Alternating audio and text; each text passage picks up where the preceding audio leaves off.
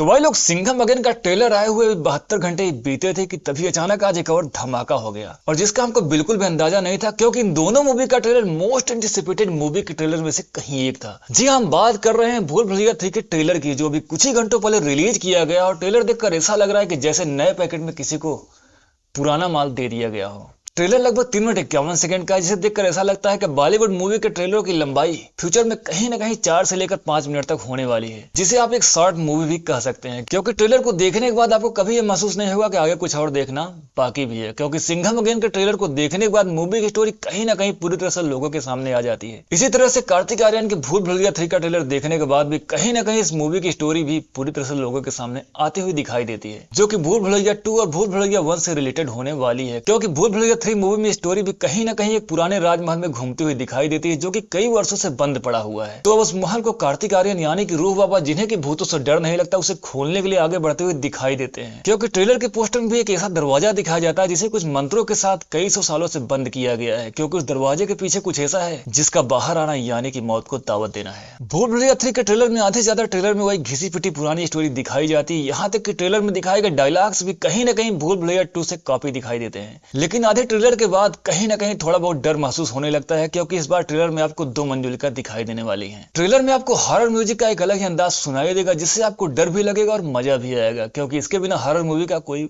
वजूद ही नहीं रहता। अगर बात करें ट्रेलर में कार्तिक आर्यन की, तो वह रूह बाबा के रूप में वापस आते हुए दिखाई देंगे, जो कि अपनी मजेदार पर्सनालिटी और कॉमेडी के लिए बॉलीवुड के दर्शकों के बीच काफी लोकप्रिय माने जाते हैं। इस मूवी में आपको विद्या बालन एक बार फिर से दिखाई देंगे, जिन्होंने भूल भुलैया फर्स्ट पार्ट में मंजुलिका का किरदार निभाया था। विद्या बालन द्वारा निभाया गया वो डरावनी मंजुलिका का किरदार वाकई में उस टाइम में लोगों को काफी ज्यादा डरा दिया था। यहाँ तक कि मूवी देखते टाइम कई लोगों की तो पैंट भी गीली हो गई थी। लेकिन भूल भुलैया पार्ट 3 में विद्या बालन के इस किरदार को थोड़ा सा और ज्यादा अपडेट कर दिया गया है, जहां पर आपको विद्या बालन के अंदर कुछ सुपरनेचुरल पावर भी दिखाई देंगे, जैसे कि विद्या बालन का यह सीन जिसमें वो इस बड़ी सी कुर्सी को अपने एक हाथ से उठा लेती हैं। अगर बात करें ट्रेलर में माधुरी दीक्षित के कैमियो की, तो भूल भुलैया 3 का ट्रेलर देखने के बाद आप ये कंफ्यूज हो जाएंगे कि असली मंजुलिका कौन है, विद्या बालन या फिर माधुरी दीक्षित।